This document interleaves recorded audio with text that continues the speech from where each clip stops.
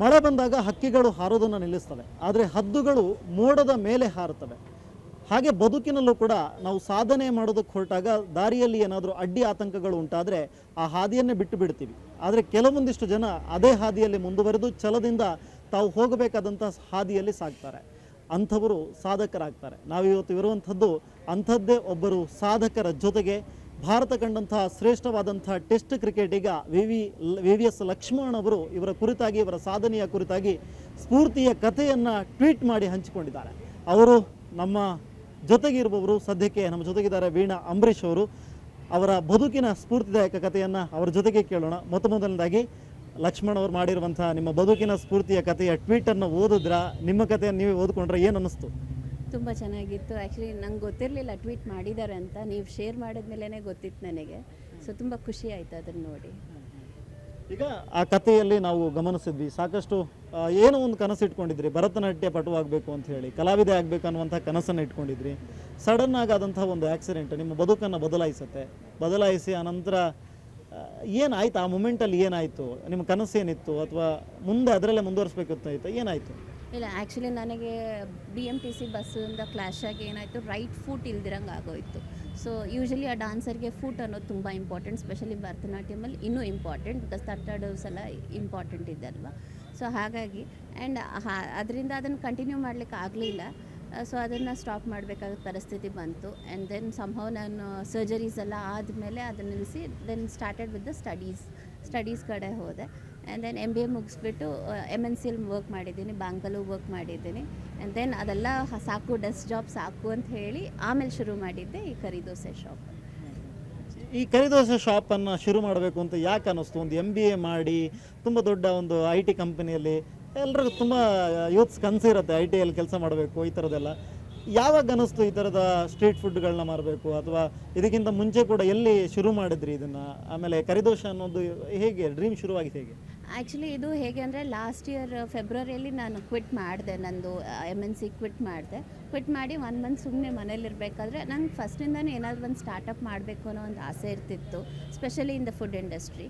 So ಹಾಗಾಗಿ ಏನು ಮಾಡಿದೆ, ಓಕೆ ಹಂಗೆ ಅಂತ ಹೇಳಿ ಈ ಐಡಿಯಾ ಈ ಶಾಪ್ ಓಪನ್ ಮಾಡಬೇಕು ಅನ್ನೋದಿತ್ತು. ಆ್ಯಂಡ್ ಆಗ ಇನಿಷಿಯಲ್ ಸ್ಟೇಜಸಲ್ಲಿ ಯೂಶಲಿ ರಿಸ್ಕ್ ತೊಗೊಳಕ್ಕೆ ಯಾರು ಇಷ್ಟಪಡಲ್ಲ. So that was the reason ನಾನು ಕೆಳಗಿಂದ ಬರಬೇಕು. ವೈ? ಬಿಕಾಸ್ ನನಗೆ ಸ್ಟ್ರೀಟ್ ಫುಡ್ ಅನ್ನೋದು ಒಂದು ಕಾಮನ್ ಫ್ಯಾಕ್ಟರ್, ಯಾರಾಗಿದ್ರೂ ಒಂದು ಆಪ್ಷನ್ ಇರುತ್ತೆ ಅದ್ರ ಮೇಲೆ. ಆ್ಯಂಡ್ ಇನ್ನೊಂದು ಯೂನಿಕಾಗೂ ಇರಬೇಕು. ಸೊ ಅವಾಗ ಯೋಚನೆ ಮಾಡಿದಾಗಲೇ ಬಂದಿದ್ದು ಈ ಐಡಿಯಾ ಕರಿದೋಸೆ ಅಂತ. ಇದು ಮದುವೆ ಕಡೆ ತುಂಬ ಫೇಮಸ್ ಕರಿದೋಸೆ ಅನ್ನೋದು. ಬಟ್ ಬ್ಯಾಂಗ್ಳೂರಲ್ಲಿ ಎಲ್ಲೋ ಅವಾಗ ಸಿಗ್ತಿರಲಿಲ್ಲ 1 ಇಯರ್ ಬ್ಯಾಕ್. ಇವಾಗ ಸಿಗ್ತಿದೆಯೇನೋ ನಂಗೆ ಗೊತ್ತಿಲ್ಲ, ಬಟ್ 1 ಇಯರ್ ಬ್ಯಾಕ್ ಇದು ಇರಲಿಲ್ಲ. So that was the reason I came up with this idea. Okay, ಕರಿದೋಸೆ ಶುರು ಮಾಡುವ ಹಾಗೆ ಅಂತ. ಏನಾದರೂ ಸ್ಪೆಷಾಲಿಟಿ ಏನು? ಯಾವ ಥರದ ವೆರೈಟಿಗಳು, ಎಷ್ಟು ವೆರೈಟಿಗಳಲ್ಲಿ ದೊರೀತದೆ ನಿಮ್ಮಲ್ಲಿ ದೋಸೆ? ಮತ್ತು ಅದರ ಸ್ಪೆಷಾಲಿಟಿ ಇದು ಈಗ ಆಲ್ ಓವರ್ ಈಗ ಲಕ್ಷ್ಮಣ್ ಅವರು ಟ್ವೀಟ್ ಮಾಡಿದ ನಂತರ ಅಂತೂ ಇಡೀ ದೊಡ್ಡ ಫುಡ್ ಬ್ಲಾಗರ್ಸ್ ಕೂಡ ನಿಮ್ಮ ಸ್ಟೋರಿಯನ್ನು ಹಂಚ್ಕೊಂಡಿದ್ದಾರೆ. ಸಾಕಷ್ಟು ಜನ ನಿಮ್ಮ ಬಗ್ಗೆ ಮಾತನಾಡ್ತಿದ್ದಾರೆ, ನಿಮಗೆ ಗೊತ್ತಿಲ್ಲ. ಏನು ಅನಿಸ್ತಾ ಇದೆ? ಕಸ್ಟಮರ್ಸ್ ಏನಾದ್ರು ಜಾಸ್ತಿ ಆಗಿದ್ದಾರೆ? ಇಲ್ಲ, ಆ್ಯಕ್ಚುಲಿ ನಂಗೆ ಗೊತ್ತಿರಲಿಲ್ಲ ಈ ಥರ ಟ್ವೀಟ್ ಮಾಡಿದ್ದಾರೆ ಅಂತ ನಂಗೆ ಗೊತ್ತಿರಲಿಲ್ಲ. ಬಟ್ ಪ್ರಿಯಾರಿ ಇನಿಷಿಯಲ್ ಸ್ಟೇಜಸಲ್ಲಿ ನಂಗೆ ಹೆಲ್ಪ್ ಮಾಡಿದಂದರೆ D2 ಬ್ಲಾಗರ್ಸ್ ಅಂತ ಒಬ್ಬರು ಸ್ಟಾರ್ಟ್ ಮಾಡಿದ್ರು. ಅದಾದಮೇಲೆ ಕೃಪಾಲ್ ಸರ್ 2 ಸರಿ ಎಪಿಸೋಡ್ ಮಾಡಿ ನನಗೆ ಹೆಲ್ಪ್ ಮಾಡಿದ್ರು. Because he was there. ಎಲ್ಲ ಕಷ್ಟದಲ್ಲೂ ಸಂತೋಷದಲ್ಲೂ ಆ ಸರ್ ಇದ್ದರು ನನ್ನ ಜೊತೆಯಲ್ಲಿ. So it made a good progress ಅಂತ ಹೇಳಬೇಕು ಆ್ಯಕ್ಚುಲಿ. ಆ್ಯಂಡ್ ಇದು ಹೇಗೆ ಶುರು ಮಾಡಿದ್ದು, JP ನಗರ್ 7th ಫೇಸಲ್ಲಿ ಶುರು ಮಾಡಿದೆ, ಓಮ್ನಿಯಲ್ಲಿ ಶುರು ಮಾಡಿದ್ದು. 1 ಇಯರ್ ಅಲ್ಲೇ ಇದ್ದೆ. ಇದು ರೀಸೆಂಟಾಗಿ ಸ್ಟಾರ್ಟ್ ಮಾಡಿ ಒಂದು 3 ಮಂತ್ಸ್ ಆಯಿತು. ವೈ ಅಲ್ಲಿಂದ ಇಲ್ಲಿಗೆ ಶಿಫ್ಟ್ ಆದೆ? ವೈ? ಬಿಕಾಸ್ ಅಲ್ಲಿ ಜಾಗ ಇರಲಿಲ್ಲ. ಆ ಜಾಗ ನಾನು ಏನು ಹಾಕ್ತಿದ್ದೆ ಅದು ಪಾರ್ಕಿಗೆ ಕನ್ವರ್ಟ್ ಮಾಡ್ತಿದ್ದಾರೆ, ಕಾಂಪೌಂಡ್ ಎಲ್ಲ ಹಾಕ್ಬಿಟ್ಟಿದ್ದಾರೆ. ಸೊ ಅಲ್ಲಿಂದ ಇಲ್ಲಿಗೆ ಶಿಫ್ಟ್ ಆದೆ, ಅಷ್ಟೇ ರೀಸನ್, ಇನ್ನೇನು. ಆ್ಯಂಡ್ ಕರಿ ದೋಸೆಯಲ್ಲಿ 3 ವೆರೈಟಿ ಸಿಗುತ್ತೆ. ಒಂದು ಮಟನ್, ಇನ್ನೊಂದು chicken, and third one is prawn. 3 ಬರುತ್ತೆ. ಫಸ್ಟ್ ಲೇಯರ್ ಬ್ಯಾಟರ್ ಬರುತ್ತೆ, second layer gravy with egg beat ಆಗಿ ಬರುತ್ತೆ, ಥರ್ಡ್ ಲೇಯರ್ ನಿಮಗೆ ಯಾವ ಮೀಟ್ ನೀವು ಚೂಸ್ ಮಾಡ್ತೀರಾ ಅದನ್ನು ಸ್ಟಫ್ ಮಾಡಿ 2 ಸೈಡ್ಸು ರೋಸ್ಟ್ ಮಾಡಿ ಕೊಡ್ತೇವೆ. ಸಾಧನೆಗೆ ಆರಂಭ ಅನ್ನೋದು ಮಾತ್ರ, ಅಂತ್ಯ ಅನ್ನೋದು ಇಲ್ಲ. ಏನು ನೆಕ್ಸ್ಟ್ ಪ್ಲ್ಯಾನ್ ಏನು? ನೆಕ್ಸ್ಟ್ ಪ್ಲ್ಯಾನ್ ಸದ್ಯಕ್ಕೆ ಏನಿಲ್ಲ, ಇದನ್ನು ಕರೆಕ್ಟಾಗಿ ಸಸ್ಟೈನಬಲ್ ಆಗಿ ತೊಗೊಂಡು ಹೋಗಬೇಕು ಅಷ್ಟೇ. ಈಗ ಅಲ್ಲಿ ಎಲ್ಲ ಒಂದು ಸ್ಟ್ರೀಟ್ ಫುಡ್ ಮಾಡ್ತಾ ಇದ್ರಿ, ಈಗ ಒಂದು ವ್ಯವಸ್ಥಿತವಾಗಿ ಹೋಟ್ಲ್ ಹಾಕೊಂಡಿದ್ದೀರಾ. ನೆಕ್ಸ್ಟ್ ಇದನ್ನು ರೆಸ್ಟೋರೆಂಟ್ ಲೆವೆಲಿಗೆ ತಗೊಂಡು ಹೋಗ್ಬೇಕಾ? ಆ ಥರ ಏನು? ಗಾಡ್ಸ್ ಗ್ರೇಸ್ ಆದರೆ ಖುಷಿ.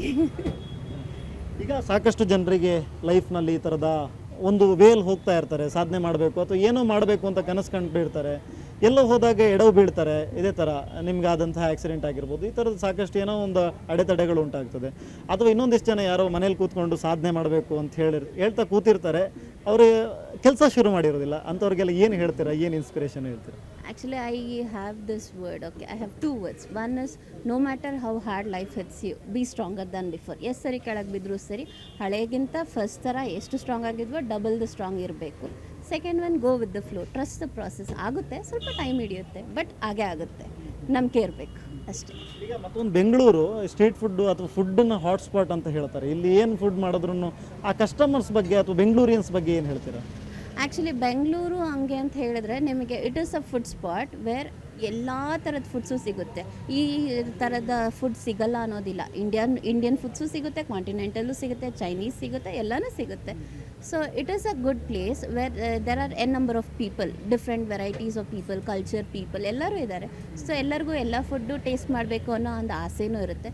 ಇಫ್ ಅಟ್ ಆಲ್ ನಮ್ಮಿಂದ ದೂರ ಹೋಗಿ ಟ್ರೈ ಮಾಡೋಕ್ಕಾಗಿಲ್ಲ ಅಂದರೂ ಅಟ್ಲೀಸ್ಟ್ ಇಲ್ಲಿ ಸಿಗೋದನ್ನಾದರೂ ಟ್ರೈ ಮಾಡ್ಬೋದಲ್ಲ, ಅಷ್ಟೇ.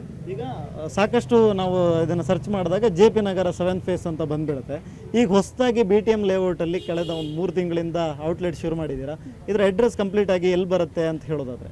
ಇದರ ಅಡ್ರೆಸ್ ಬಂದುಬಿಟ್ಟು ಥರ್ಡ್ ವೇವ್ ಕಾಫಿ ಶಾಪ್ ಇದೆ, BTM ಲೇಔಟ್ 2nd ಸ್ಟೇಜ್, ಅದ್ರ ಪಕ್ಕದಲ್ಲೇ ಇದೆ shop. And if at all ಬೇರೆ ಏನಾದರೂ ಲ್ಯಾಂಡ್ಮಾರ್ಕ್ ಬೇಕು ಅಂದರೆ BTM layout 2nd stage, Udupi garden ಸಿಗ್ನಲಿಂದ ಸ್ವಲ್ಪ ಮುಂದೆ ಅಷ್ಟೇ. ಈಗ VVS ಲಕ್ಷ್ಮಣ್ ಅವ್ರ ಬಗ್ಗೆ ಕೊನೆಯದಾಗಿ ಕೇಳ್ತಾ ಇದ್ದೀನಿ. ನೀವು ಟ್ವೀಟ್ ಮಾಡಿದ್ದು ಗೊತ್ತಾಗಲಿಲ್ಲ ಅಂತ ಹೇಳಿದ್ರಿ. ಕ್ರಿಕೆಟ್ ನೋಡ್ತೀರಾ, ಕ್ರಿಕೆಟ್ ಫ್ಯಾನಾ, ಅಥವಾ VVS ಲಕ್ಷ್ಮಣ್ ಅವ್ರನ್ನ ತಲುಪಿದ್ದು ಹೇಗೆ ಅಂತ ಏನಾದರೂ ಐಡಿಯಾ ಇದೆಯಾ?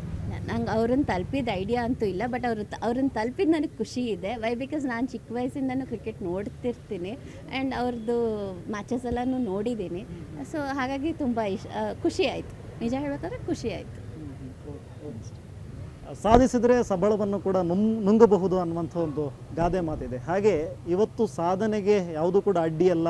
ನಮಗಾದಂಥ ಒಂದು ಸಣ್ಣ ಆಕ್ಸಿಡೆಂಟ್ ಅನ್ನುವಂಥ ಒಂದು ಸಣ್ಣ ಒಂದು ತೊಂದರೆ ಅದು ಅವರ ಬದುಕನ್ನೇ ಬದಲಾಯಿಸಿ ಇವತ್ತು ವೀಣಾ ಅಂಬರೀಷ್ ಅವರನ್ನು ದೊಡ್ಡ ಮಟ್ಟದಲ್ಲಿ ಒಂದು ಸಕ್ಸಸ್ಸನ್ನು ತಂದುಕೊಟ್ಟಿದೆ ಅವರಿಗೆ. ಇದು ಅವರ ಸಾಧನೆಯ ಕತೆ ಹೇಳ್ತಾ ನೀವು ಕೂಡ ಇಂತಹ ಸಾಧಕರಾಗಿ ಅವರ ಸ್ಫೂರ್ತಿಯ ಕತೆಗಳೊಂದಿಗೆ ನೀವು ಕೂಡ ಇನ್ಸ್ಪೈರ್ ಆಗಿ ಅಂತ ಹೇಳ್ತಾ ಕ್ಯಾಮ್ರಾ ಪರ್ಸನ್ ಪ್ರಸಾದ್ ಜೊತೆ ಸ್ವಸ್ತಿಕ ನಡೆಯೇಷನ್ ಸುವರ್ಣ ನ್ಯೂಸ್ ಬೆಂಗಳೂರು.